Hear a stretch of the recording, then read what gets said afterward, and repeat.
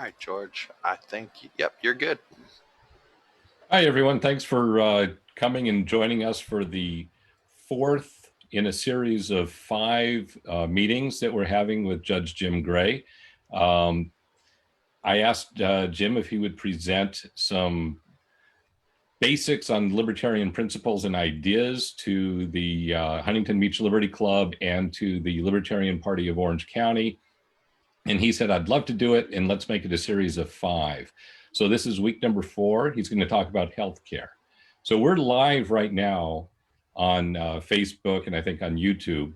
And then these shows can also be watched in the future. So Mike is going to be posting links in the chat on how you can access these videos through YouTube in the future.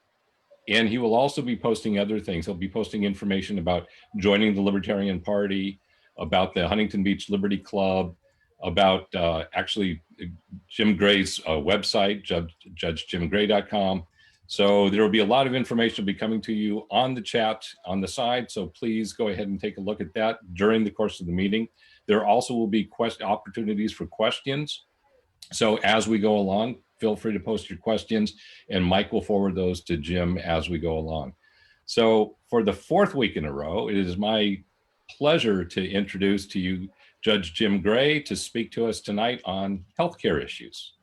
Well, George, and thank you. It's just a pleasure to be able to share thoughts with good people and to talk with our growing family now of libertarians or libertarian thinking people.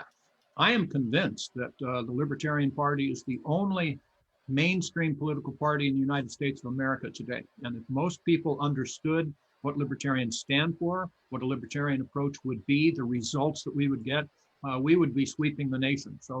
But it's a great idea just to be able to discuss things. When I was running for the Libertarian nomination for president, I was involved in numbers of them. It was called AMAs, which means ask me anything. And that's the way it should be tonight. I don't purport to have all the answers. In fact, I probably prove that with regularity. And by the way, no one speaks for the Libertarian Party, certainly not me, not anyone else. But we have many things that are in common. Yes, non-aggression principle. Yes, responsibility of all things. I know that sounds strange in today's world, but we're here just to share those thoughts. And if you would, ask questions of Mike Mahony. You can put them in your chat and then he will feed them to me. Instead of waiting to the end, we'll just ask the questions as they arise to try to be timely and to strike in effect while the iron's hot. I do want to say a thank you to George Reis. He is the host on here, as well as David Naranjo. And then it couldn't happen without Michael Mahony because he's the producer. He's the guy that's making all of these go.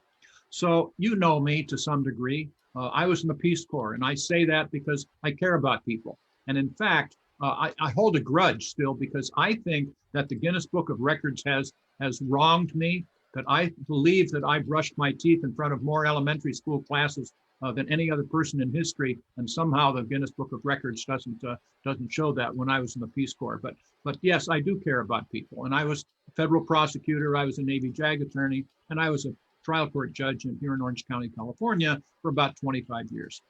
I am proud to say, the Libertarian candidate for vice president, along with Governor Gary Johnson as our candidate for president in the year 2012. So I've been around and I believe that we have something that the people in our country are thriving, are thirsty for, are anxious to have, and we need to get this word out. We have made, in my opinion, as libertarians, an enormous mistake over the last number of decades. And that is that we've allowed other people to label us. Ayn Rand, and she had greed is good, which is true in her sense, selling novels. But to understand, if you act in your own economic self-interest, everything fits. The market works and everybody starts really profiting and good work gets rewarded. So that's what she meant by greed is good. But we're not that way. We're not survival of the fittest. We are caring people. We just want to improve what I have in our world today. Talk about improving. We could improve our healthcare system, and that's the topic for today. We had 5 Tuesdays in September, So this is the fourth one. The first was kind of an introduction overview. The second was about school choice, which is a hugely important issue in our world. And mostly it's the minorities, mostly the lower economic realm that are being harmed tragically by bad performing schools. If only they knew that they could be empowered as parents to choose where their government money was spent for the education of their children, they would flock to the Libertarian Party. The second one was declaring war, which is something I deeply believe that the Libertarians are the only political party that really represents the military. Anytime we're going to put our fighting men and women into battle, they have an absolute right to know that it is to protect our national interest, protect our security. That means there should be a declaration of war. And then this one is on healthcare. So much to talk about. By the way, I asked you if you would submit questions to Michael. I've done it for 3 weeks and I'll do it again tonight.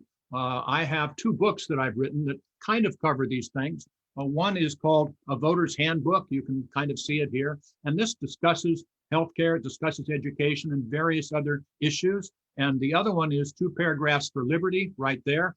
So the person that asked and I will be the judge of this, so to speak, but to ask the most probing, interesting question, I will volunteer to send that person one of these 2 books inscribed.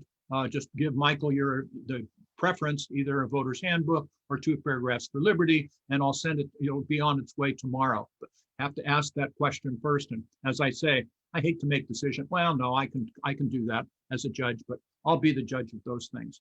So where are we? The Constitution.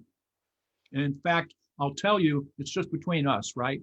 When I pledge my allegiance, I quietly, without calling attention to it, I pledge allegiance to the Constitution of the United States of America. I think that is what we stand for. And the founders were brilliant.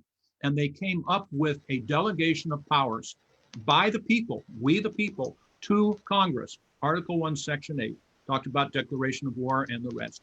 You can look in the Constitution in vain to find any authority, any justification for the government being involved in education whatsoever, or the government being involved in healthcare whatsoever.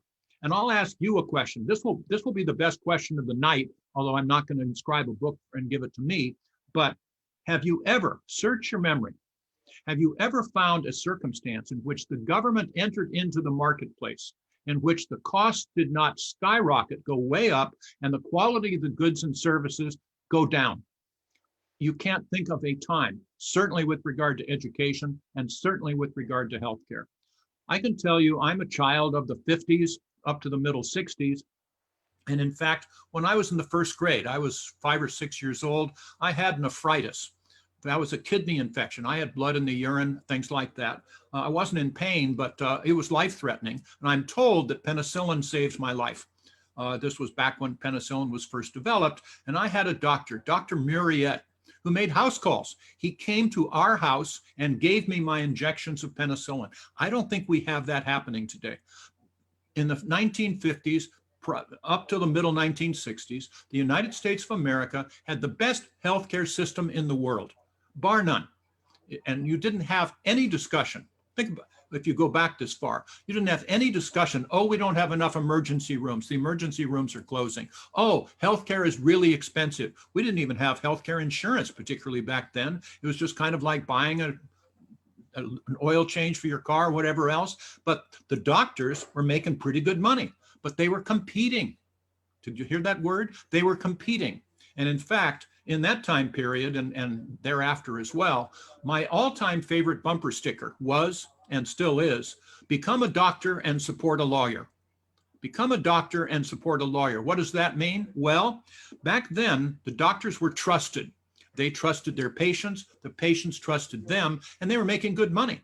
So it was a good way of earning a living, and you'd have money to invest. And then they'd get involved in the craziest investments because they were trusting people. And in fact, even as a judge, I would be involved in trying to unravel some of their disputes where the doctors were usually the ones funding it, and then things would go wrong and nobody knew who had to do what, and you try to figure out what was going on, and the doctor wanted his or her money back. but become a doctor and support a lawyer. You don't see that anymore. There's very little money in practicing medicine. Today, the money, as we've seen, is in administration.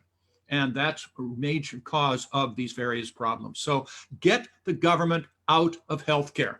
Now, okay, as a practical problem, if you say, let's repeal Obamacare, which by the way, I would do, but what you're saying to about 40% of the people as a practical matter is you don't care about me. Politically, that's not a particularly strong thing to be able to do. So I say, no, we would replace Obamacare with vouchers. And we'll get into that situation. I'll talk to you tonight about medical savings accounts and how vouchers would come into that. But we must bring competition back. Competition really does matter. And big government is really good at one thing. Quote me on this forever. Big government is really demonstrably effective and good at one thing, and that's increasing the size, the cost, and the power of big government. And that's what they've been doing. So we got into the government involving the healthcare system, what? With Medicare back with LBJ, 1965, 66, that sort of thing. And it started encroaching into our healthcare system. And then every time it did, it got more bureaucratic, less effective, and more entitlements per se, but the costs keep going up. So that's what we have seen. We have gotten away from what things were working and gotten into, in effect, and like I say, if you want the equivalent of the Department of Motor Vehicles to handle your health care, that's where we're going.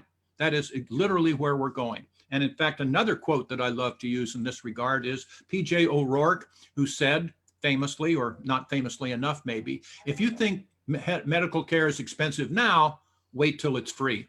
And I think he's really on the money in that as well.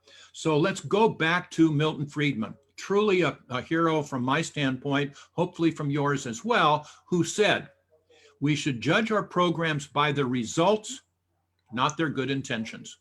We should judge our programs by the results, not their good intentions. And if we were to do that, we would get the government out of this whole morass, bring competition back. Today, there are three areas that I can think of in which we have good quality healthcare for reasonable competitive prices. What are they? Well, LASIK eye surgery, cosmetic surgery, dental surgery. Why? Because the government's not involved. You don't have insurance for that. So I'm going to advertise out on the free market. Come to Dr. Gray. I have done this LASIK eye surgery 10,000 times. I'll give you payment plans, good competitive prices. It works. But if you get into the rest of our medicine, put it this way. If I go to a doctor today, doc, I have a knee problem. And what does the doctor say? Well, Jim, you want an MRI? What goes through my mind? Well, let's see. I have Anthem Blue Cross for healthcare insurance. I'm on Medicare. So it'll probably cost me copay of $20. Why not? Of course, I might as well get the best.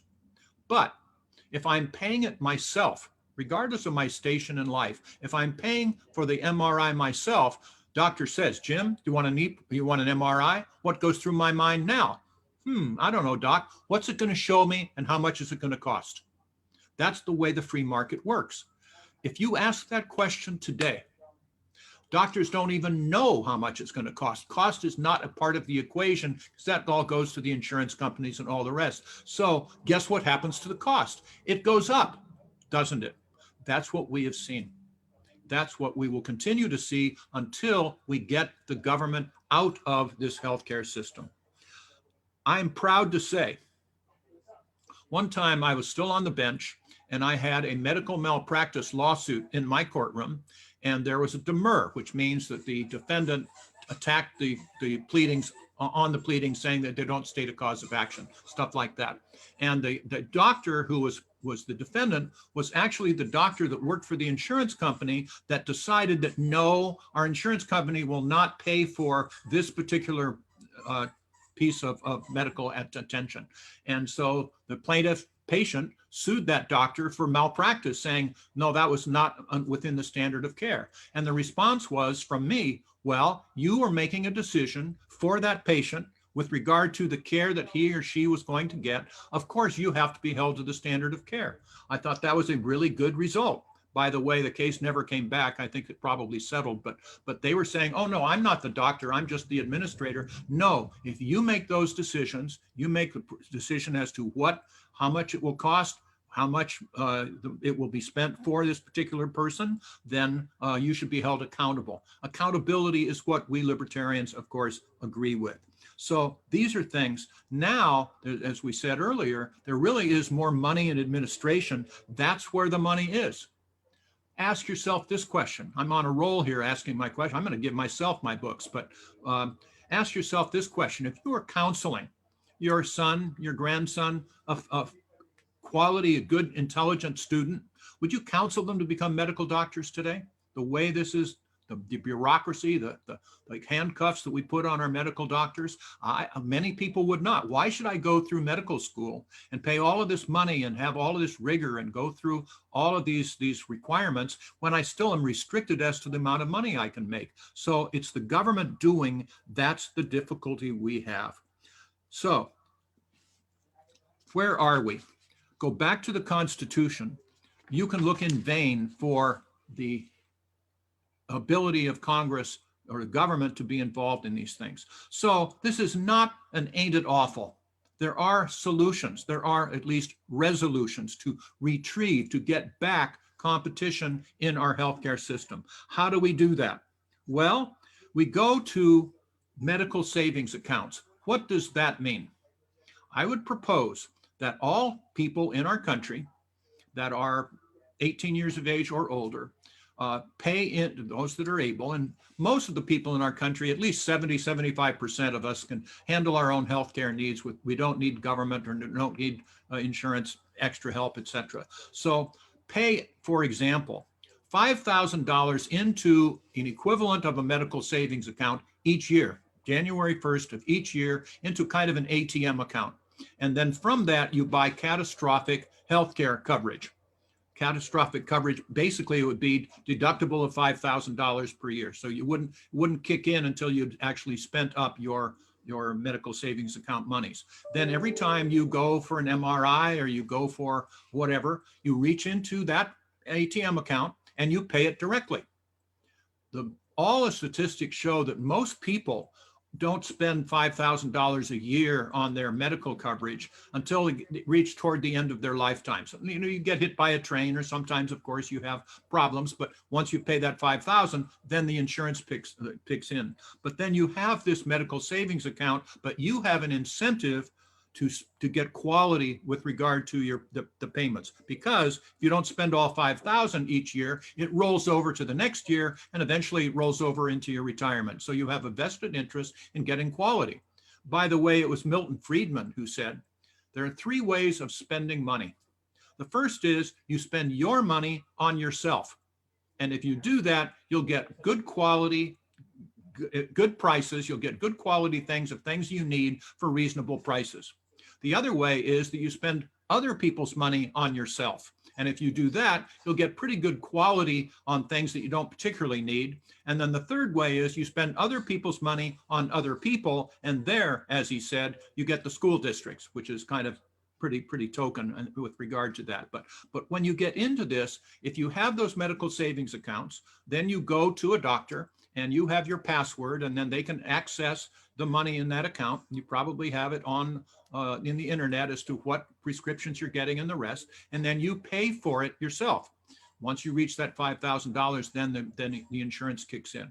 So that would require people then to go back with competition, and you would want to get the best value you could for your dollar. Hooray for that. That is something that would be positive. Now, what about the poor? Well, on a sliding scale, depending upon, and I'm not sure what the numbers would be, we'd have to figure it out ourselves, but then we could have vouchers for you to use for that $5,000 on a sliding scale. So maybe the voucher would take care of 40% of your payments or whatever. And then you would again have that competition. You'd have that reason to spend your money, your voucher money, wisely, which is a good thing. And the doctors then would start competing.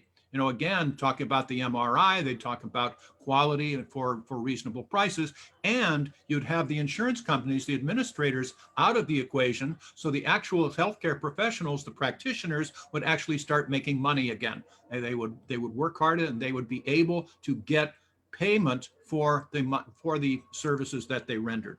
By the way, also during the 50s and 60s and before that, we had a lot of volunteer work by healthcare professionals. So in fact, as I said, I was in the Peace Corps. There was a young man from my little town in Palmar Norte, Costa Rica, who needed an operation. My father found out about it, talked to a friend of his that was a medical doctor here in Glendale, and they actually were going to bring him up here and everybody would have, American Airlines was going to bring him up, and the hospital was going to volunteer their care, and the doctor was going to volunteer it as well. My problem is that he died before it could happen. I'm truly sorry to say, but we had a lot of volunteer work that is now not done because the government's involved. So you get those medical savings accounts. Again, I've written about that in the Voter's Handbook. I've said a lot of things already. Michael, we have any questions so far? Because I would like to get into the whole idea of competition as well as for the poor. But we have Michael, several. you have some questions. Let's take a few questions. Okay, so from Howard Inman, why has the current administration failed to immediately nominate either Judge Napolitano or Judge Gray to the recent SCOTUS seat? Howard, that's a little off the subject, but first of all, you're going to nominate somebody that's younger than I, because most presidents would like their nominee to be on the court for 20 or 30 years. And so somebody at my age, it's not going to do.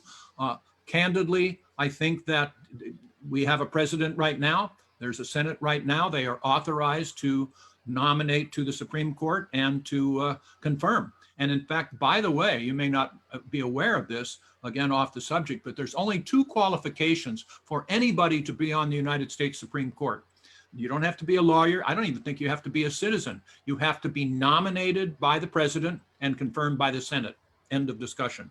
Will this happen? I think it probably will. I think if the Democrats were in position where the circumstances were reversed, that's what happened with President Obama trying to nominate Garland, I think it was. The Republican Senate said even before he nominated anybody, that they weren't even going to consider any of them. But I think it probably will happen. Whether it works or not, I don't know. But it's power politics today, Howard, and I think that's probably what's going to happen. Napolitano is pretty much my age as well, but they'll find somebody.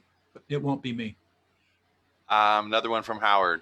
How can we attenuate mission creep, nay mission jump, by the various levels of political government?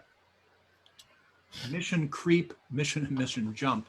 Howard, it's up to we the people. It's our government, and this may not be a satisfying answer, but it's our government, and if it's not working, it's our fault, and we should work harder. The 10th Amendment is widely ignored, and I hold the judiciary responsible for this. The 10th Amendment says, literally, we in the Constitution delegated powers to the federal government. Again, Article 1, Section 8, etc. All those powers that are not expressly delegated by this document, by the people to Congress, stay with who? The people and the states. So we have this mission creep. I've talked about education. I'm talking about healthcare as well. Even the declaration of war, which we talked about before, that should be a responsibility of Congress, not giving it off to the president. So these are things, Howard, that it's up to us, that it's our government, and we should be more diligent, and we should call attention when these things are not working, and vote people in that would respect the Constitution and keep away from that. You call it mission creep or mission jump. I think you're correct with regard to the jumping part, but it's up to us. All right, now this one's from David Pratt Demarest. What is your position on cash basis healthcare versus Obamacare or any version of government healthcare, regardless of which political party proposes it? Well, I don't care, David, which political party proposes anything. I'm still with Milton Friedman. Let's adopt programs that work instead of based on their good intentions. Cash is a good thing. Again, in the 50s, it just wasn't a subject of conversation that medical care is just too expensive. Just wasn't. It was there. We had emergency rooms. We had good quality care for reasonable competitive prices. My parents would pay cash. They didn't have health insurance.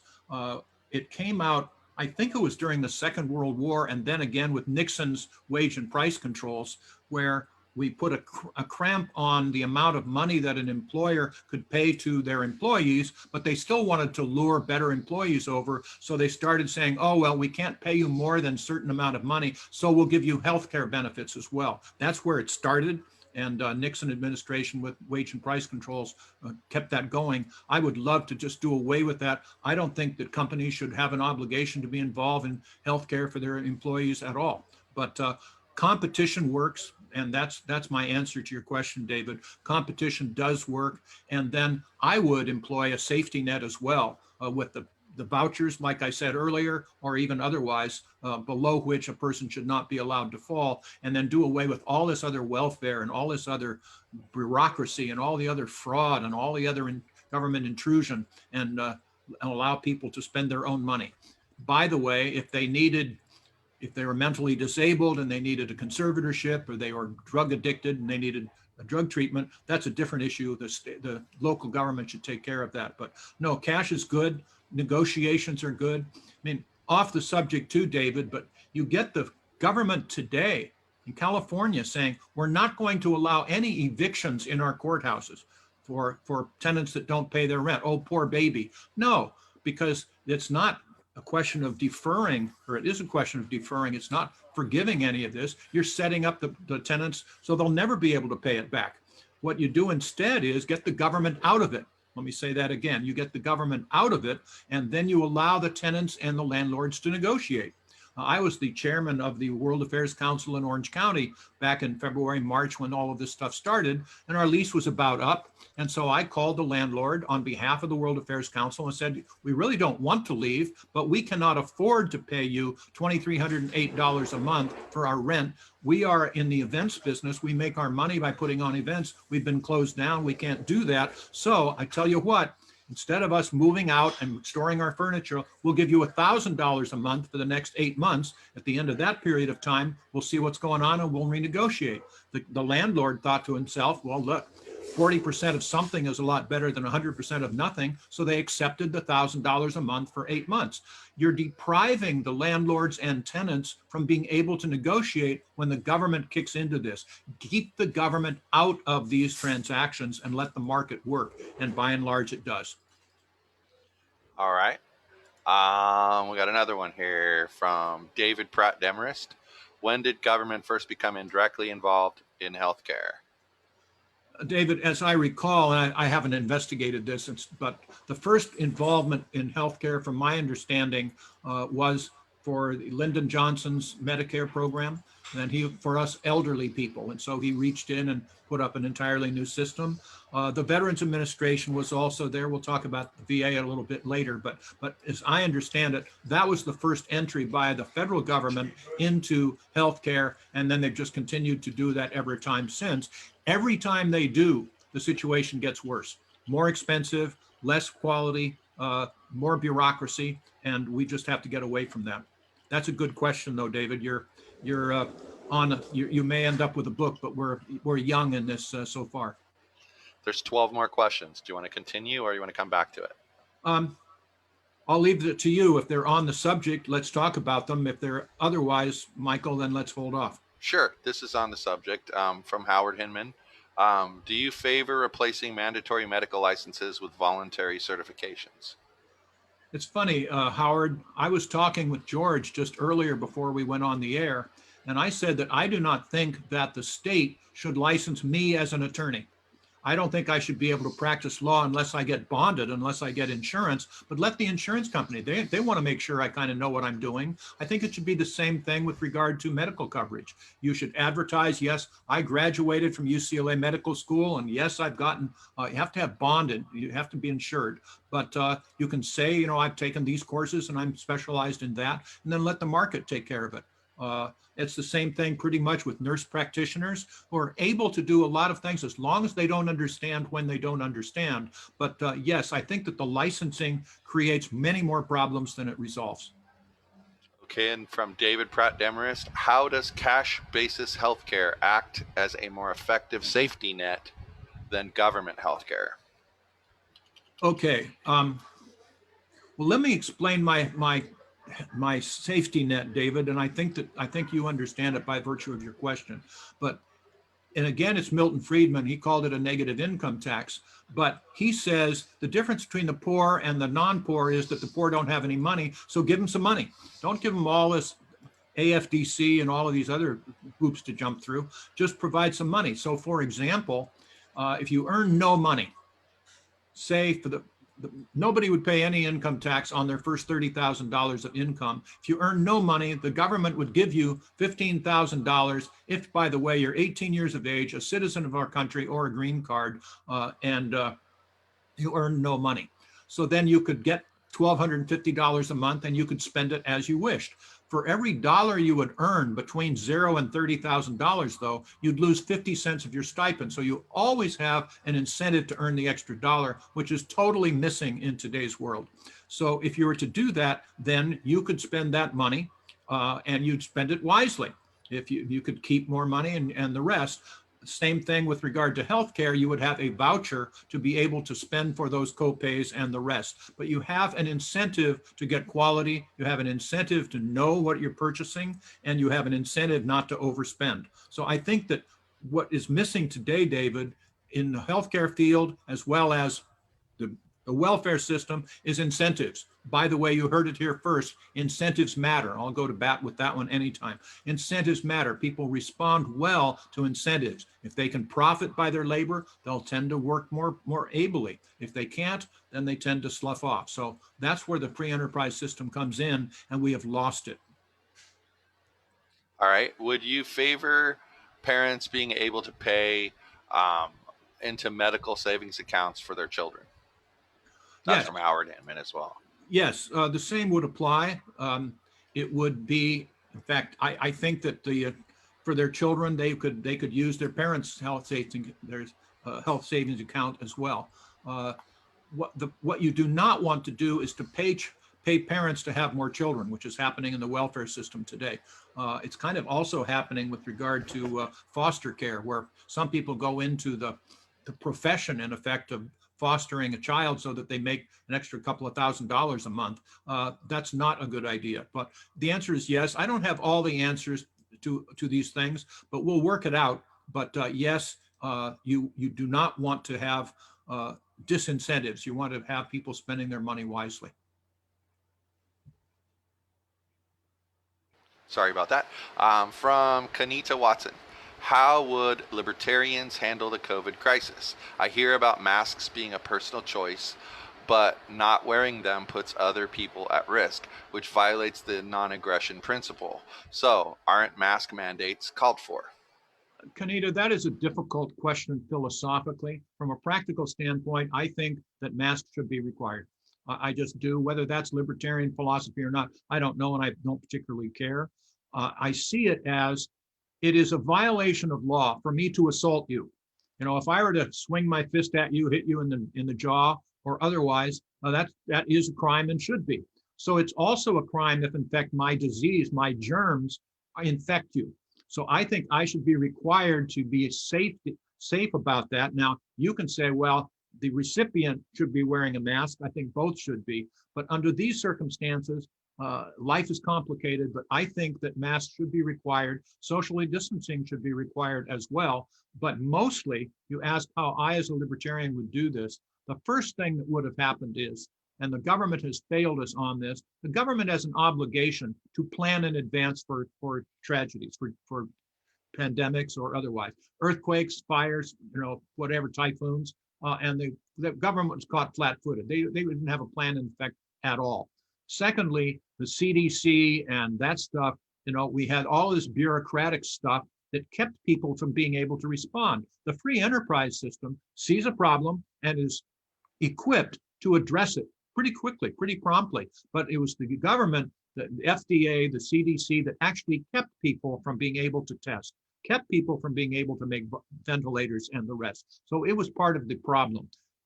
They eventually fast-tracked some of those permits, which basically shows me and everyone else they shouldn't have been there in the first place. But yes, you want to be able to allow the private sector to respond.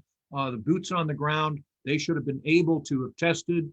People should have been able to volunteer to take certain tests if they wanted to, with full disclosure of what was going on. The government was a part of the problem. All right, and this one's from George Reis. Some people say that healthcare is a right. How do we respond to them without their believing that we are taking away their right? George, just because I am alive does not mean that you owe me anything. You don't owe me anything. I would go so far as to say that I could be bleeding on the street right here beneath your feet, and you would have no legal obligation to help me unless you caused my injuries. That would be different. But we will because we want to. It's not a legal issue. It would be a moral issue. That's where I get back to my safety net as well. We are a compassionate people, but you're not entitled to it. Maybe you'll even be appreciative. But if an entitlement is a trap, welfare is a trap. We will help people because we want to, because we're compassionate, but you need to have incentives to improve yourself. So as far as healthcare is a right, no, it isn't. No, it's not. I'm not entitled to, just because I'm alive, like I said, you don't owe me anything. But we will voluntarily, I think, because we're a compassionate people. And there's quite a different equation if you get into that instead of this entitlement stuff, which never ends. You can never give me enough. I always am entitled to more. And of course, then the victimization. Go back to Milton Friedman again, who says, again, I quote him with regularity, you get more of what you subsidize and less of what you tax. Again, you get more of what you subsidize and less of what you tax. And today we are subsidizing, in effect, laziness and entitlements, and we're taxing success. And guess what we get more of? And it's a mistake. All right, here's from Howard Hinman. Is the way to handle the current mass crisis to allow the property owners to make the rules for their property? Howard, the answer is yes. If I own a hardware store, I'm just a small hardware store, for example, and now the state of California decided that I'm not essential and they closed me down. It always ends up in arbitrariness. No, let me as the shopkeeper, I want to stay safe. I want my employees to stay safe. So I will advertise, hey, come into my hardware store. We have a new ventilation equipment here, filtration system that every half hour takes 97.5% of the molecules out of the air. We're going to take everyone's temperature before you come in. We're going to be socially distanced. We're not going to have people, they'll not have more than 6 customers, 9 customers, whatever, in the store at the same time. And then you, as the customer, decide. If you're 80 years old with pneumonia, you're not going to come into my hardware store. But otherwise, you will make a decision.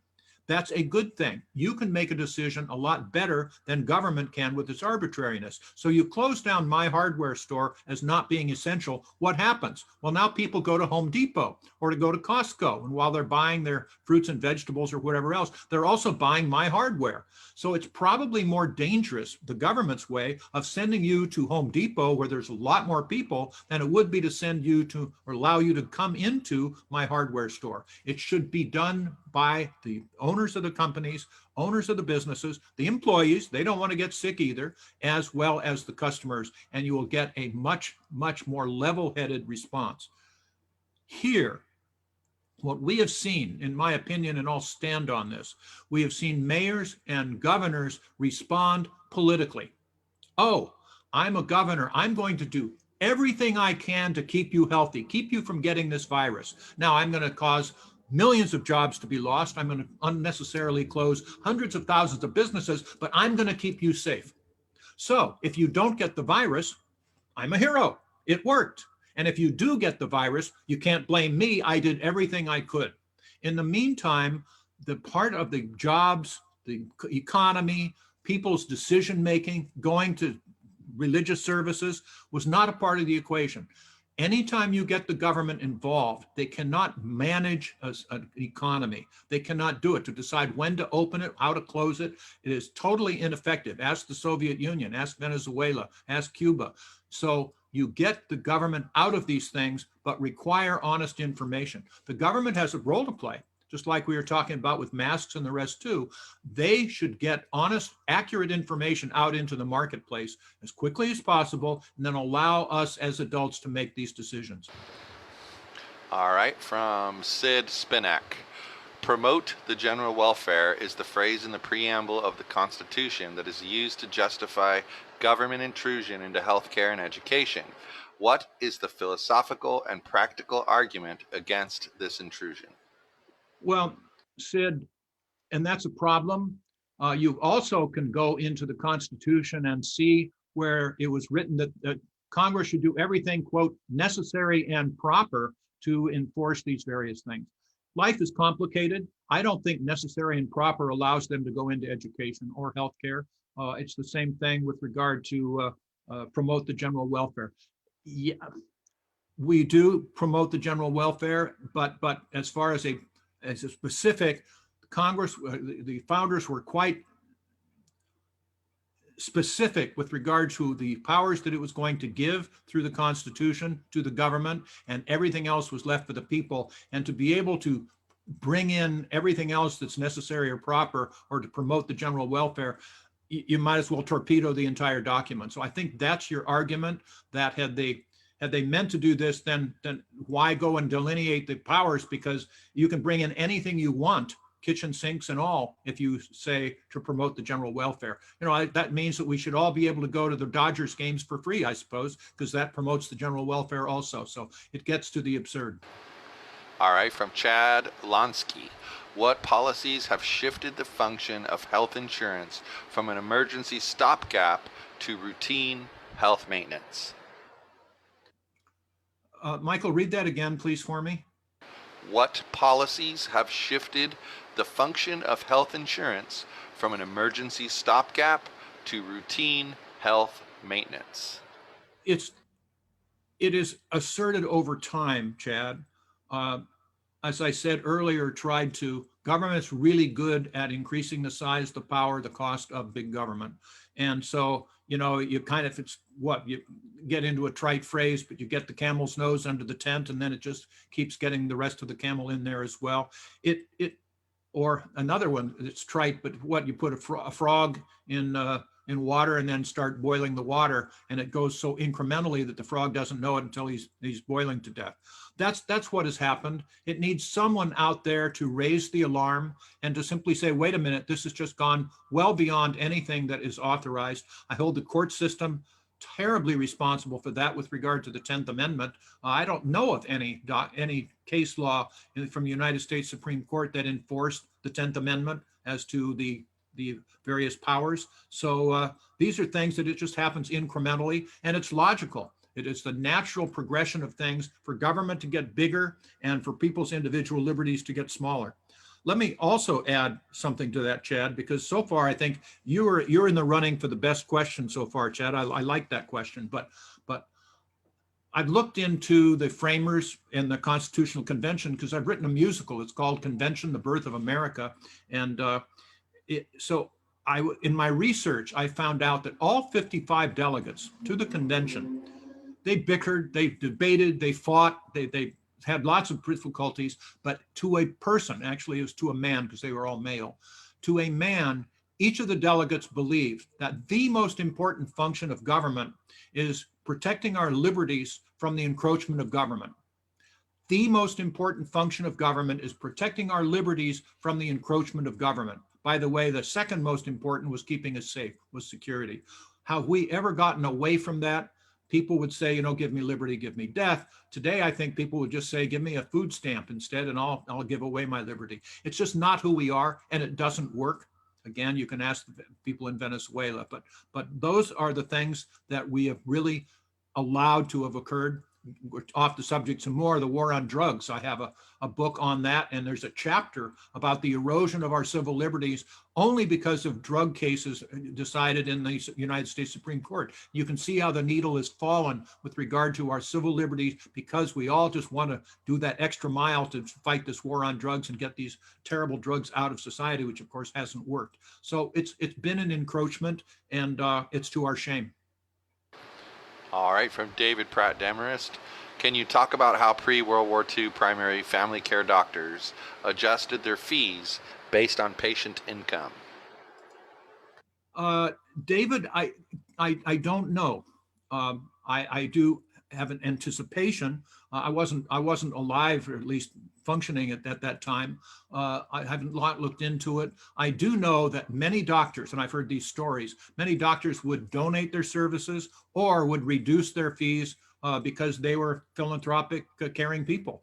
And that I never heard of someone, be it in the slums or anywhere else, not being able to get good quality medical care. It just was not a topic of conversation. As far as the ins and outs of that, I don't know, David, but it worked. And again, I bring up my father trying to help that boy from my small town in Costa Rica. But if you have a situation in which the government is taken over this, preempted it, then the volunteers tend to withdraw. Oh, well, the government's taking care of that, so we can do that.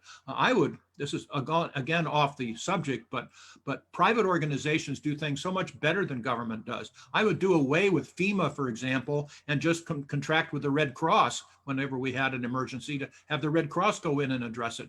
They do it far more effectively because they are special interests. They are individually driven instead of government. It's just a different philosophy. It's a different rule for politics as opposed to free enterprise.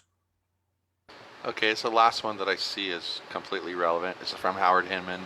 How would the free enterprise system deal with addiction issues? Responsibly. You're probably aware that this is an issue that I've been involved with quite a bit. As a sitting trial court judge back in 1992, I held a press conference saying our nation's policy of drug prohibition is not working. We have to change it. Then I would go, and this is partially answering your question, David.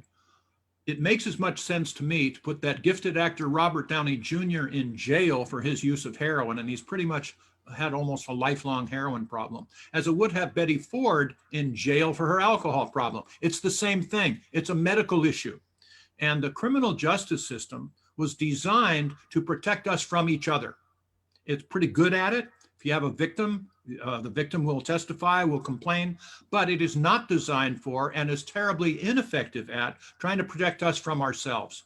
So with regard to addiction, if someone is going to burglarize your house or my car to get money to buy drugs, that's a crime, and jail is an answer, and then you can have them on probation and you can coerce them into treatment. But if all they're going to do, and you or I tonight could go home, or maybe we're home already, and we could drink 10 martinis if we wanted to, as long as we're over 21 years of age. Obviously not a healthy thing to do, obviously not a sensible thing to do, but it's not a crime unless you get behind the wheel of a car or you hit your spouse or that sort of thing. So hold people accountable for their actions, not what they put into their bodies. So if they're going to go out and become addicted, I've never heard anyone in my life saying, oh, getting addicted to cocaine or methamphetamine is a good thing. It isn't. It's a mistake. It's a bad decision to make. Bring them closer to medical professionals that can help them instead of making them automatic criminals and pushing them farther away, but hold them accountable for their actions as well. And that way, drug addiction will be much more feasibly addressed. We also have problems, drug addiction problems, if you have insurance, something on the order of most insurance policies, if you get drug addicted, will be good for about $30,000, which is basically going to get you drug addiction treatment for about 30 days. It's about $1,000 a day, and then the insurance companies will stop paying money, and the drug treatment facilities will push you out the door. That's a problem as well. So it's complicated, but it's made much worse because of government. All right, you can continue. Well, okay. Let me again bring in competition, and let me talk about the Veterans Administration. That we talked about it a little bit last week with regard to the declaration of war. But I believe that if some of our GIs are injured in the line of battle or while they're in the military, and it's a physical ailment, they get pretty good treatment because it's visible, at least until they get out and then of the military. And then after that, it's a little more difficult. But if it's not visible, if it's a brain injury, if it's a PTSD, it's called, that sort of thing. They get shuffled aside. And why? Because the VA, the Veterans Administration, and well-meaning, but they are underfunded and they're a bureaucracy. They don't have that accountability. So instead, if you would go to a system, sure, you can still have the VA, but just have them in effect act as an insurance company so that they would allow and they would pay for you as the veteran to go to the doctor of your choice, get the treatment of your choice, and then the VA would pay for it. That would result in far better treatment for our veterans. And by the way, too, I would change, because I think it's the biggest breach of contract I can think of with regard to our government not carrying out our contractual obligations to our veterans who have been injured trying to help us and protect us. So I would, instead of having the burden be on the veteran to show that this particular malady was caused while I was on duty, I would require the government to show that it was not, so that the burden would be on the government instead of the veteran. Because I think at least 30% of all of the homeless people in Orange County and Los Angeles County are veterans, and I think there's a connection there. The suicide rate of veterans is abnormally high, going back to Vietnam and the rest. So this is something that must be remedied, and the private sector is the best way of doing that. So I would change the Veterans Administration over into, in effect, like I said, have it be more directly involved with individual responses. And I would also allow the poor, the homeless to have this safety net as well as these vouchers. We're sure going to still have some problems, no question about it. Some people are going to come out ahead, some are going to come out behind. But to do away with all of this other welfare, all of the intrusion, the welfare system actually pays people to have more children and pays them more money if, in fact, the father doesn't live with the family. That is not a good idea. Those are not things that libertarians are going to pursue whatsoever. So these are, again, things that we just need to look at. If people have mental illness, once again, that they can be addressed. If they need a conservatorship, that can be and should be addressed locally, but not by the federal government. So I've pretty much come through what I wanted to address.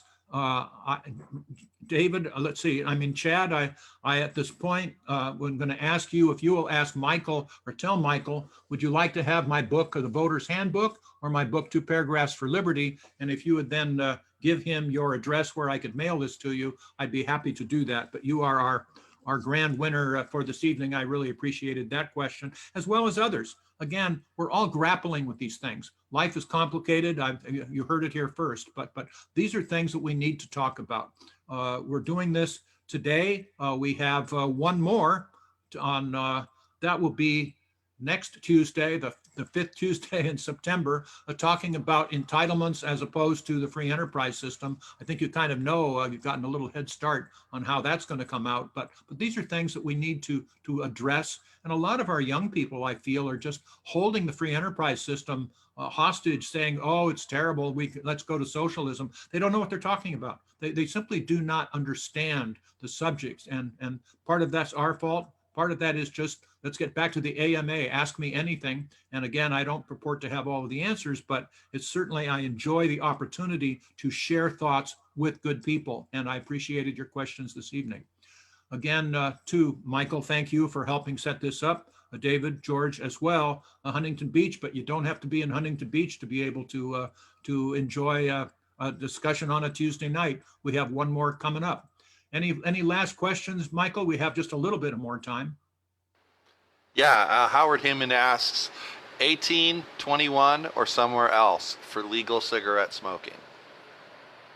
Well, right now, I believe it's 18 for legal cigarette smoking.